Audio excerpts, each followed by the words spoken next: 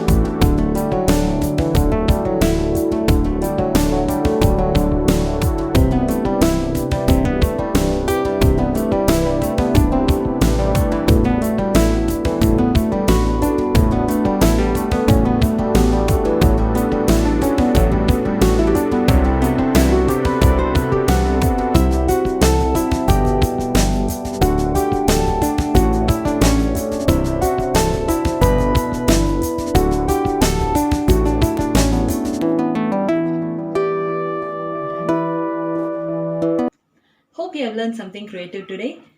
Please do comment on the comment box if you have done something creative like this. Thank you for watching my video. Do like, share and subscribe my video. Stay safe. I'll meet you in the next video.